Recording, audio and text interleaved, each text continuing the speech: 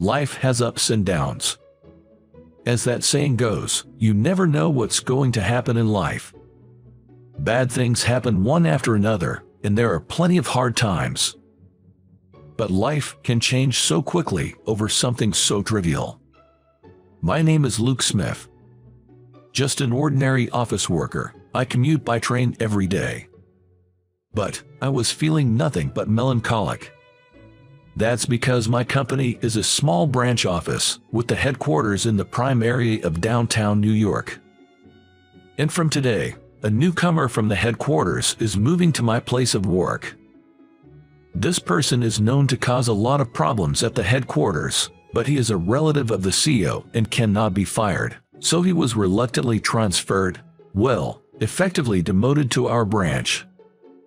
It would make anyone feel down to hear that such a problem child will be assigned to my department. I have experience as a team leader, but it's really hard to work when there's someone who disrupts the flow. I just hope he's not on the same team as mine. With that thought, I am on a crowded train today as well. Well, it's better than being packed like a can of sardines, I guess. While thinking this, I had glanced several times at the crowd of people who, like me, were using the train, when suddenly, a certain woman caught my eye. Long, light brown hair and slightly heavy makeup. Wearing a cute checked miniskirt. Maybe she's a college student. She seemed to be a young woman. However, the hem of her miniskirt got caught on a large bear keychain on her back, and, you could see quite a lot. In other words, the skirt was no longer fulfilling its role, and the pink thing with a bear, like the keychain, was visible. She must really love bears. No, that's obviously bad. As expected, several passengers noticed, but no one could speak up. That's understandable. After all, most of the passengers are men. There are women, but not many around her, or if they are too absorbed in their cell phones or books at hand to notice. It would take a lot of courage to suddenly tell a woman you don't know that her skirt is up. Oh boy, isn't this bad? As I looked around, sure enough. Hey, isn't that situation kinda wild? Two boys, about high school age, are grinning at her. She herself is engrossed in her cell phone and unaware. And high school boys, who are in a sensitive time of their life and are still learning the norms, often make mistakes. One of the boys was pointing his cell phone towards her, and I thought this was something I could not ignore. But if I confront the high school boys, I might attract unnecessary attention. I wanted to resolve the situation peacefully, so I quickly took off the jacket I was wearing and draped it over her shoulders. I am taller, so it just about covers the important parts. The woman was surprised and said, "What? Who?" It's a natural reaction to be startled by a stranger suddenly draping a jacket over you. When I quietly pointed out to her in a whisper, "Your skirt is up. I thought it would be hard for you to fix it here," she finally grasped the situation and her face turned red. "Oh my, that's embarrassing. I'll fix it at the next station. Wait. How much did you see?" She was in a panic like this. Thinking this was not good, I got off the train at the next station with her. She seemed to feel awkward, and I wanted my jacket back, so I had no choice. "Wow, I really appreciate it. You're super handsome. I want to thank you. Can you give me your contact info?" I had thought so when I saw her miniskirt, but this woman was rather flighty, or rather, a bit of a party girl. She came on strong, and while I was surprised, I had a meeting this morning, and when I looked at the clock, I was definitely late. I needed to get to work ASAP, so I handed her my business card and said, "Here, this is my business card. Contact me there if you need anything, and don't worry about thanking me," and hopped onto the express train that had just arrived at the station. I finally headed to work, but as expected, I was late for the meeting. Even though I had notified them in advance, I was called into the conference room by the manager. "Luke, it's fine that you helped someone and were late, but bringing the wrong documents to a meeting is not okay." Yes, I'm sorry. Yes, I was late, and in my rush, I mistakenly grabbed the wrong documents and, as a result, ended up embarrassing myself in the meeting. I was glad I was the only one who was embarrassed, but as one would expect, restless behavior is not good for a member of society. As I was apologizing to my department manager, the manager said, "Well, what's done is done. Make sure it doesn't happen next time. Now, on to the real issue at hand." Saying that, my manager handed me a piece of paper. He's a kind man, and it's rare for him to call me into his office like this. Which means something significant must have happened. I accepted the paper he gave me and began to read. What's this? I'm really sorry about this. Starting today, I want you to train the new recruit," said my manager with an apologetic look on his face. Whoa. Are you serious? The new recruit is the CEO's relative who couldn't be managed at the headquarters, and I'm supposed to guide him. Why me? I asked. Well, the thing is, the headquarters specifically requested you today, he explained. What? I cried out, almost in a scream. I rarely go to the headquarters, and I haven't done anything noteworthy for the human resources at headquarters to remember my name. Despite having no achievements, why was I selected? As I was panicking over this baffling situation. Bang! Suddenly, the conference room door swung open, and an agitated subordinate of the department manager rushed in. "Sir, we've got a serious problem," he exclaimed. "What's going on?" "I'm in a meeting with Luke right now," replied the manager. "It's about the new recruit. The CEO of the headquarters wants to see you and Luke." What? This time it was the manager who cried out in surprise, while I was still trying to digest what was happening. What did he just say? I knew the new recruit was coming, but the CEO as well. What on earth is happening? The manager and I exchanged glances and hurried out of the conference room, heading for the reception room, knowing we couldn't keep the CEO waiting. And there we saw. "Hey, it's you from earlier." "Hi there," she greeted. It was the woman I'd helped on the train. And she was sitting next to the CEO. "Oh, please, give me a break.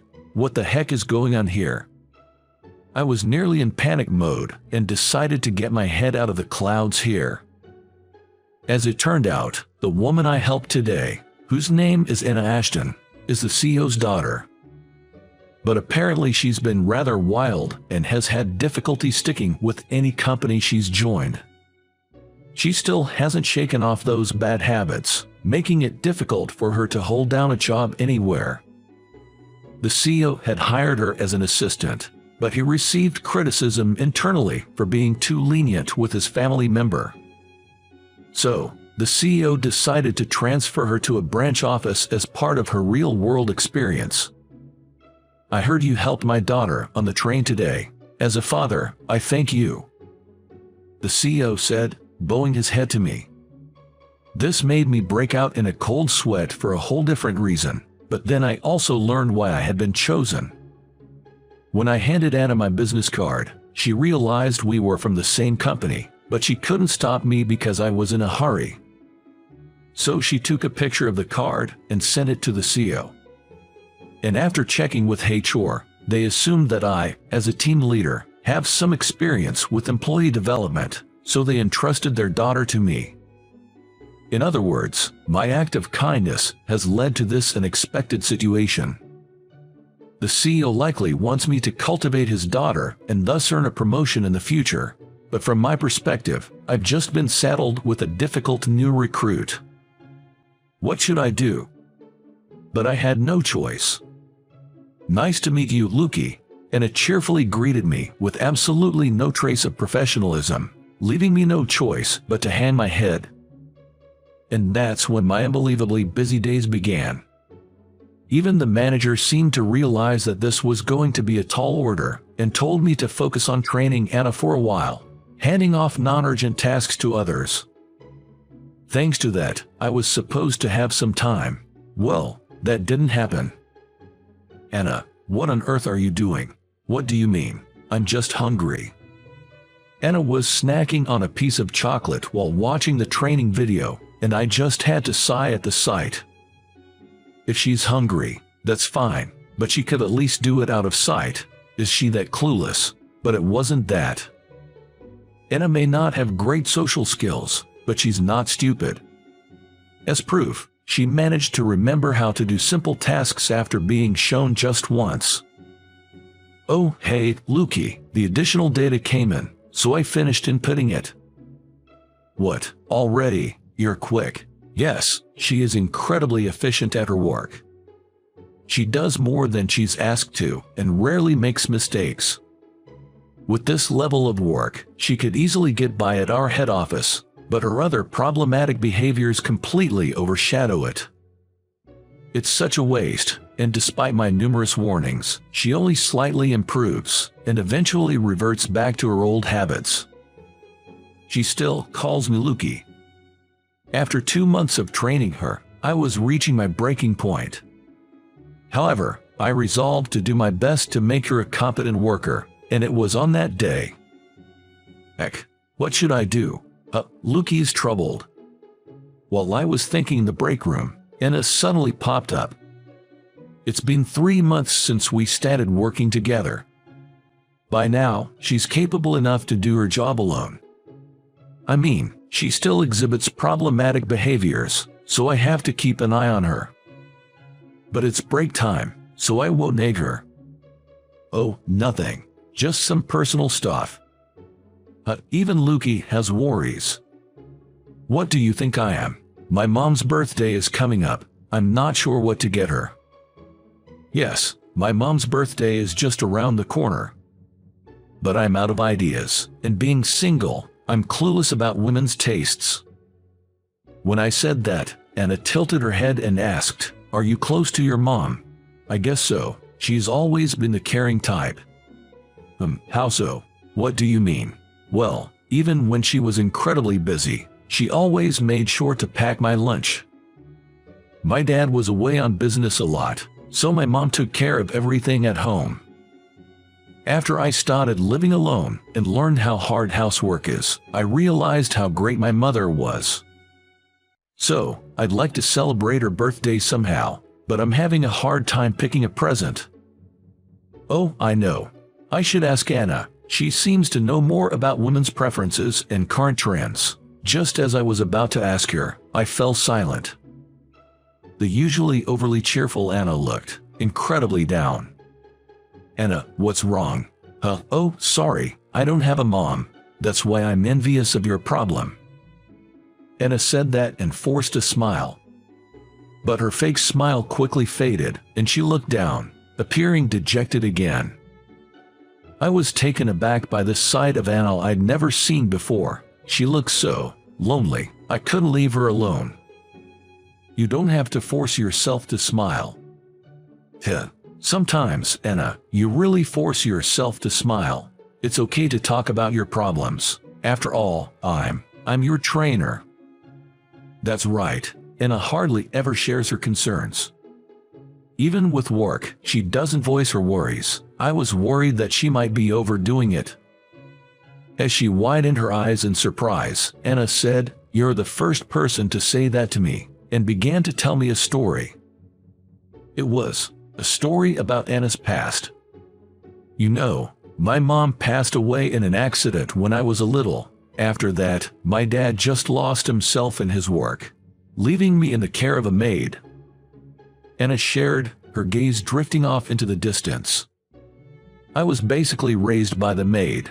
I'm grateful to her, I really am. But then again, she was paid to take care of me, right? So, I can't help but wonder if there's really such a thing as unconditional love. Well, I guess it doesn't matter now that I'm all grown up, she said, laughing it off. Watching her, an idea began to form in my mind. Maybe Anna had grown up lacking affection. Her father, the CEO, understood that, which was why he couldn't bear to leave Anna alone and kept her in the company. Upon reaching that conclusion, her actions began to make more sense. Anna's problematic behavior is actually only to those close to her in the company. She often arrived late but would always be early when there was a business deal. She was quiet around people from other departments but often played around with me and those she was close to. I wondered, was this her way of interacting? Causing trouble to get her busy father's attention? Could it be that she grew up without realizing it was wrong? That's why scolding her wouldn't fix her behavior. It wasn't that she didn't want to change, but rather, she might not know any other way to interact. Anna, I started, you're talented. It's about time you quit these problematic behaviors. Haha, you're persistent, Lukey. I've been a little better lately, haven't I? Don't evade the topic. Keep this up, and someday you'll be abandoned. Abandoned? That's strange. No one's watching me, so there's nothing to abandon. Suddenly, Anna retorted with a serious look. With a dull voice, as if she had given up on something. I guess this was the real her. True self isn't noticed by anyone. She seems to believe that. I was a bit surprised by this unusual side of Anna, but I couldn't back down. She was wrong. I'll show you that you're wrong. Follow me, I declared, grabbing Anna's arm and leading her to a certain place. Anna, although surprised, obediently followed. This is the place I brought her to. The office floor we always worked on. Everyone was on break, chatting among themselves. I quietly opened the door just a little, showing Anna the scene inside. Wow, did Anna make this document? She was so good that she could have made it at headquarters if she hadn't had those problems. I know, right? What a waste. There, everyone was praising Anna. And these were people Anna wasn't particularly close with. No way, why? Anna's eyes widened as she watched the scene unfold. That's how it goes, right? They are not the ones she's trying to get her attention from. But they're watching her work. You understand, right? We're seeing you, so you don't need to stress about getting noticed anymore. There are people who notice you, Anna, without you having to try, and I'm one of them. I say this as I gently stroke the head of Anna, who quietly sheds tears. From that day forward, Anna's problematic behavior dramatically reduced. She's serious about her work now, and she's always on time. That's all well and good. Great changes indeed. But there's one slightly tricky part. Luke, today's the day. You're going to be my boyfriend. Somehow, I ended up in a wild situation where Anna confesses her love to me every single day. It seems after our talk, Anna came to trust me a lot and she started to consult me about various things. As a result, she became very attached to me, and now she confesses her love to me every day. However, I had to turn her down. She's young, and there are plenty of great guys out there for her.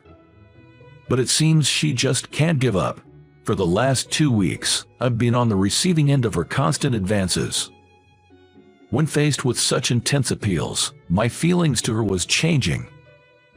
Okay, let's go out. I think I've fallen for you, Anna. Today's the day I'll become your girlfriend. That's what I said. It's okay. At what? Anna responds with a bright red face. It seems she wasn't expecting to get the okay. But next thing I knew, she was crying buckets and hugging me tight, saying I did it. I'll work hard. I'll become a woman worthy of you, Luke. Stay with me forever. Whoa, okay. This is our workplace. And that's how we started dating. But there are many difficulties between us. There is some bad friction between Anna and her father. No, he's a father who thanks me for helping his daughter, so there must be some misunderstanding. First, I went to Anna's house with her to clear up this misunderstanding. Of course, the CEO gave me a very disapproving look. He entrusted me with his daughter, and here I was getting involved with her. The one most surprised by this reaction was Anna. She thought her father didn't care about her. and this is where the real trouble started. Her father showing concern for her was nice and all, but he was opposed to our marriage. They had a huge fight, but it seemed like it helped them vent their pent-up frustrations. "You're always working and neglecting me. Don't act like a father now. I am your father. I've been worried about you." "Well, it's too late to worry now, silly." They argued and argued, but finally had a heart-to-heart talk. The CEO, my father-in-law, was confused about how to deal with his grown-up daughter, and in his fear of hurting her, he distanced himself from her. This only led to him losing his ability to communicate with her, and he had his own set of worries. Anna realized she was causing her father distress, and that she was loved. Finally, the two of them made peace. Of course, our marriage was approved, and next we went to greet my parents. Anna, who never had a mother, was very nervous, but my mom had already heard about the situation and said, "I'm happy to become your mother." Anna was so moved by this that she started crying. On top of that, my mom treated us to dinner, which moved Anna so much that she said, "I want to cook this too," and asked my mom to teach her how to cook. Now they're the best of friends.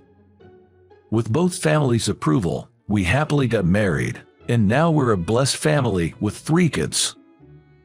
My father-in-law is so smitten with his grandchild. His stern face that I've seen at work is nowhere to be found.